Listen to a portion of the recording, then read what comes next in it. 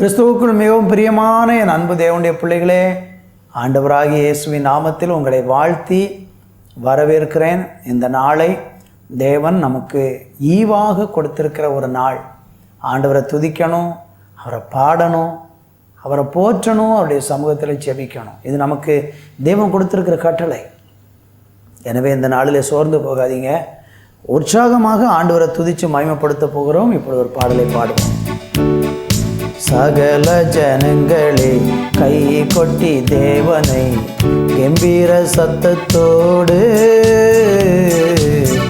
ஆர்ப்பரித்திடுவோமே. சகல ஜனங்களே கை கொட்டி தேவனை கம்பீர சத்தத்தோடு ஆர்ப்பரித்திடுவோமே, ஆர்ப்பரித்திடுவோமே. உன்னதமானவராகிய கர்த்தர் என்னாலும் அதிசயமானவராமே. உன்னதராகிய கர்த்தர் என்னாலும் அதிசயமானவராமே.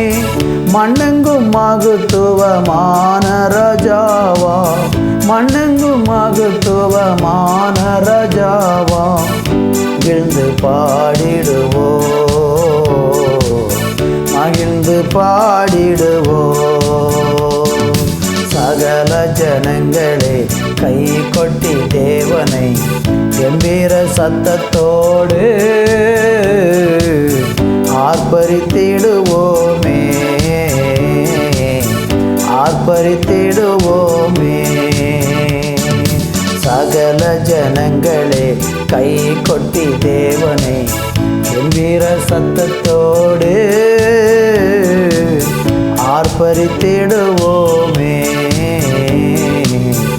ஆர்ப்பரித்திடுவோமே.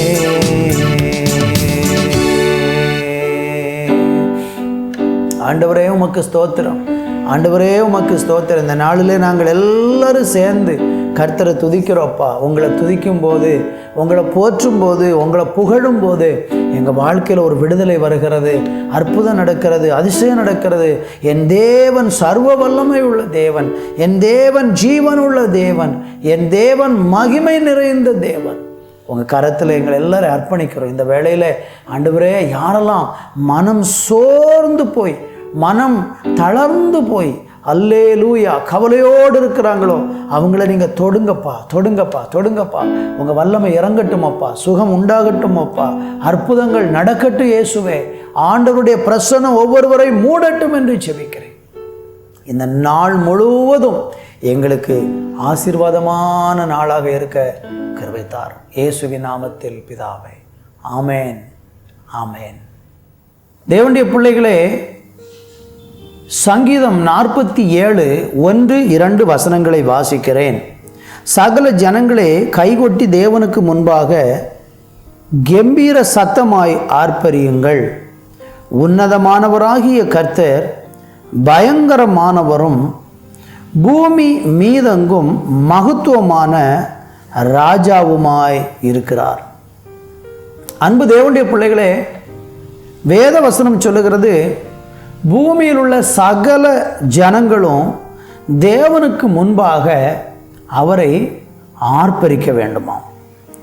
ஏன் தேவனுக்கு முன்பாக ஆர்ப்பரிக்க வேண்டும்னா, ஆண்டவராகிய தேவன் பூமி மீதெங்கும் மகத்துவமான ராஜாவாக இருக்கிறார்.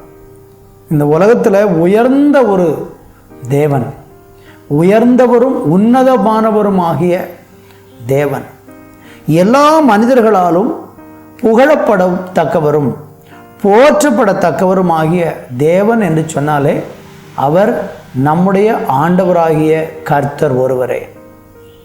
ஆண்டவராகிய கர்த்தரை யாரெல்லாம் உயர்த்துகிறாங்களோ அவங்கள கர்த்தரும் உயர்த்துவார்.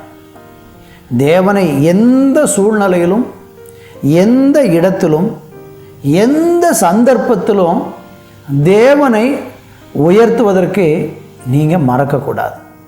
ஆண்டவர் நிறைய நேரங்களில் அவரை நாம் உயர்த்தி காண்பிப்பதற்கு, அவரை கம்பீரமாய் துதிப்பதற்கு, அவரை போற்றுவதற்கு நிறைய சந்தர்ப்பங்களை நம்ம வாழ்க்கையில் கொண்டு வருவார். அந்த சந்தர்ப்பங்களை ஒன்று கூட நீங்கள் நழுவ விடாமல் எங்கெல்லாம் சான்ஸு, எங்கெல்லாம் வாய்ப்பு கிடைக்கிறதோ அங்கெல்லாம் நீங்கள் தேவனை உயர்த்தி பாருங்கள். கர்த்தரும் உங்களை உயர்த்துவார். இன்றைக்கி அநேகர் எப்படி இருக்காங்கன்னா, தேவனை உயர்த்துவதற்கு வெட்கப்படுறாங்க, தேவனை உயர்த்தி காண்பிப்பதற்கு வெட்கப்படுறாங்க. உங்கள் வீட்டில் நடக்கிற நல்ல காரியங்கள், விசேஷித்த காரியங்கள் எதுவானாலும் 4 பேர் கூடி வருகிறதான ஒரு ஸ்தலம் உங்கள் வீட்டில் எப்பொழுதெல்லாம் அப்படி சந்தர்ப்பம் ஏற்படுதோ அந்த சந்தர்ப்பங்களிலெல்லாம் தேவனை நீங்கள் உயர்த்தி காண்பிக்க வேண்டும். அவருடைய நாமத்தை உயர்த்தும் போது தேவன் உங்கள் நாமத்தை, உங்கள் பேரை உயர்த்துவார். ஏனென்றால் அவர் பூமி மீதெங்கும் ராஜாவாக இருக்கிறார். அவரை எப்பொழுதுமே நம்ம உயர்த்தி கொண்டே இருக்கணும்.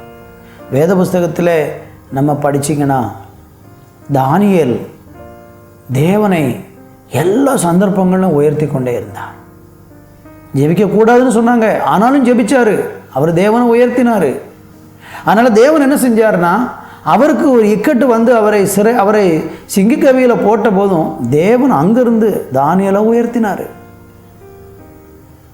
சாத்ராக், மேஷாக், ஆபேத்நேகோ 3 வாலிபர்களும் தேவனை உயர்த்துவதற்கு பதிலாக விக்கிரகங்களை உயர்த்தணும்னு சொன்னபோது அவங்க மறுத்தாங்க. அவங்க எல்லாருக்கும் முன்னால் சொன்னாங்க, இல்லை, நாங்கள் ஜீவனுள்ள தேவனைத்தான் ஆராதிப்போம்.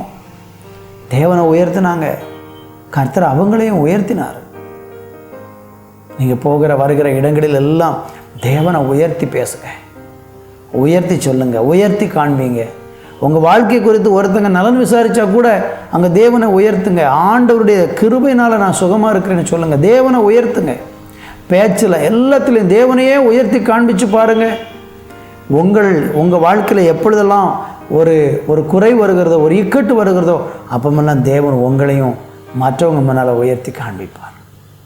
அப்படிப்பட்ட உயர்வை பெற்றுக்கொள்ள இந்த நாள் ஒரு நல்ல சந்தர்ப்பம். இன்றைக்கி ஒரு தீர்மானத்தோடு, இன்றைக்கி பகலை நீங்கள் தொடங்கும்போது நான் எல்லா இடத்துலையும் தேவனை உயர்த்துவேன், என்றைக்கும் உயர்த்துவேன்னு சொல்லி தீர்மானத்தோடு செயல்படுங்க. வேலைக்கு புறப்படுகிற நீங்கள், வேலைக்கு போகிற நீங்கள், படிக்க போகிற பிள்ளைங்க, கல்லூரிக்கு போகிற மாணவர்கள், நீங்கள் தேவனை நான் உயர்த்துவேன்னு சொல்லி நீங்கள் உயர்த்தி பாருங்கள். இன்றைக்கி கர்த்தர் இரவு வருவதற்கு முன்பதாகவே உங்களையும் உயர்த்துவார். ஜெபிக்கலாம். நல்ல பிதாவே, ஆண்டவரே, உங்கள் நாமத்தை நாங்கள் கம்பீரமாக, ஆண்டவரே ஸ்தோத்திரம், கைதட்டி தேவனை பாடி தேவனை உயர்த்த எங்களுக்கு கிருபை பாராட்டும்.